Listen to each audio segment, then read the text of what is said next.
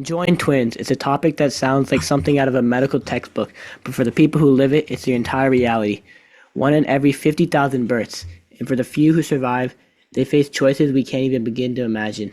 Right, like if separating meant your twin might not make it, what would you do? It's the kind of question that forces you to think about what it means to be two people in one body. And that's what we're exploring today. Starting off with the scientific aspect, conjoined twins happen when a fertilized egg doesn't fully separate. Instead of two embryos, you get two people physically joined together. And when they're joined together, and where they're joined together makes all the difference. Some are connected at the chest, which is known as thoracopagus. Then there's craniopagus, joined at the head. The most common type is pygopagus at the lower back, and more rarely, ischiopagus at the pelvis or parapagus joined by side. Their survival depends on which organs they share. A shared liver can sometimes be divided, but if they share a heart or brain, separation is almost impossible. But modern technology is a game changer. MRIs, 3D modeling, surgeons can practice a surgery virtually before they even get into the operating room. That's a huge step forward. It's incredible how far science has come, but it doesn't make the personal decisions any easier. To understand this on a more human level, let's look at some of the most well known cases. These aren't just medical files, they're epic human stories. First, we have Mary and Teresa Tapia, born in the Dominican Republic. These two girls were joined at the chest. They shared a liver and other critical organs. Their condition was so complex that doctors in their home country knew that they couldn't help. The family, desperate for a solution, found a glimmer of hope from doctors at the Children's Hospital of Richmond at VCU. It was a race against time, but the parents managed to get them to the United States. The hospital was forced with a monumental challenge, and they assembled a team of over 40 specialists, from pediatric surgeons to anesthesiologists, to even begin to plan. The sheer amount of planning was staggering. They used modern technology to create a 3D model of the twins' shared organs and skeletal structure, essentially building a virtual copy of them. The surgeons practiced the operation countless times, mapping out every single move to the finest detail. They were essentially creating a step-by-step guide for one of the most difficult surgeries imaginable. The actual operation was an intense 20-hour marathon. The surgical team had to carefully divide the shared liver, which was the most critical part of the operation. It was a painstaking, deliberate process that required a series of meticulously planned moves. After all that preparation and a full day in the operating room, the twins were successfully separated. The surgery was a complete success, and both girls survived. They spent months in the hospital recovering, but they were eventually able to go home as two separate individuals. Their family's struggle and the community support they received touched millions. What's truly amazing is that the hospital covered most of the $1.5 million cost through charity care. A powerful statement that a lack of money wasn't going to stop them from saving these two lives. A very different story is that of Josie and Teresa from Italy. Born in the 1950s, they were a rare craniopagus case joined at the head, and doctors refused to separate them. At the time, medical technology was not advanced enough to divide the shared arteries in their brain, so the risk was far too high. The medical team determined that attempting to separate them would kill both twins, so the ethical decision was to let them live their lives together. And they did. They were sent to live in a specialized Italian medical facility where they were able to live a life free from the public eye. Despite the immense medical fascination with their case, they lived a simple private life, making them one of the most longest living pairs of conjoined twins to ever exist. Their story is a powerful reminder that not all conjoined twins are separated, and that in some cases a shared life can be a long one.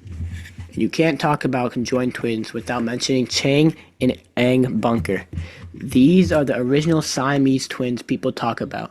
Born in Thailand in 1811, they were joined at the sternum by a band of flesh. Discovered by a British merchant as teenagers, they were persuaded to travel the world, becoming a circus sensation. They were famous performers, able to do somersaults and other physical feats together, and they were known for their charisma and showmanship. They eventually got tired of the constant touring and settled in rural North Carolina. They bought a farm, became U.S. citizens, and surprisingly married two sisters, Adelaide and Sarah Yates. They went on to have 21 children between them. They led incredibly complex lives, managing two separate homes and families while literally never being apart. They lived into their 60s, and their deaths are almost as famous as their lives. After Chang died from a stroke in the middle of the night, Aang woke up and was terrified. He died just hours later, a suspected case of sympathetic shock. The post-mortem examination revealed that the band of flesh connecting them contained a shared liver, which helped explain why they couldn't be separated. Then there's one of the most famous modern examples, Abby and Brittany Hensel. They are a great rare dicephalic parapagus case with two heads on one torso. Each twin controls one side of the body. They've managed to live what most people would consider a normal life, proving that two people can share a body without giving up their individuality. Their teamwork is incredible, forged from a lifetime of practice. They can do everything together, from walking and running to eating and typing on a computer. The footage of them driving is mind-blowing. Abby handles the gas and brake with one leg, and Brittany operates the other foot, all while they both steer together. As a team, they learn to manage the complex motor skills needed for a variety of tasks. They've been on opera, had a TLC show, and today they're middle school teachers. They've spoken about how they have distinct personalities. Abby is more outgoing, while Brittany is more reserved. They've made a conscious choice to live a private life as adults, despite the constant fascination.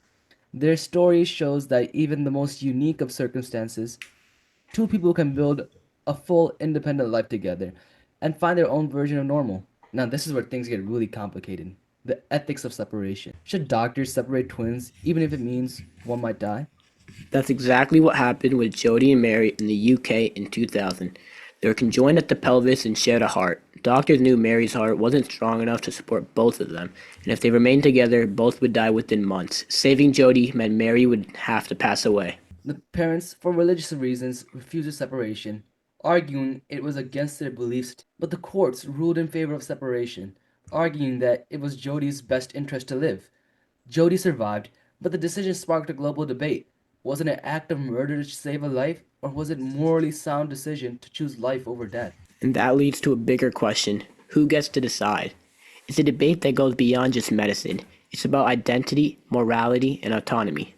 The core issue is, at what age should conjoined twins be able to make that choice for themselves? Imagine a twins Imagine a pair of twins like Abby and Brittany who share a life together. What gives anyone the right to force them apart?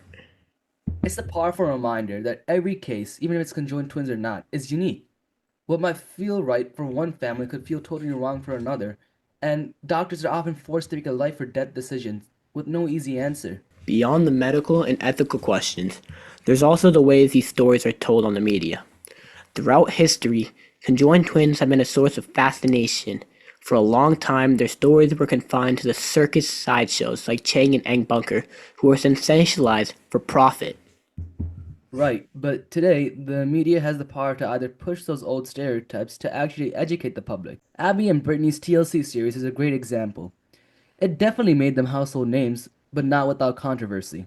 Some scenes felt invasive, especially with questions about dating or their day to day life. It's a fine line between raising awareness and exploiting someone's unique circumstances for ratings. However, their show also gave the world a chance to see their incredible teamwork and their distinct individual personalities. It showed them not as a medical curiosity, but as real people with hopes and dreams. On the other hand, science coverage has gotten a lot better. Surgeons now use advanced technologies like 3D printing to model procedures in advance, making complex operations safer than ever. They can also use their surgical robots for more precision and real time imaging to monitor the operation as it happens. This new technology is completely changing the game. So the media can either reinforce old stereotypes or celebrate human stories, and science can either remain in the textbook or give people a new chance at life. It all depends on how we choose to use them. Ultimately, these aren't just medical stories, they're human lives. Real people facing real challenges most of us can't even imagine. And it makes you wonder, if you were in their shoes, would you choose to be separated or stay bound together? It's a question without an easy answer. Thanks for listening. This is the end of episode 2 of The Anatomy of the Dollar, Conjoined Twins.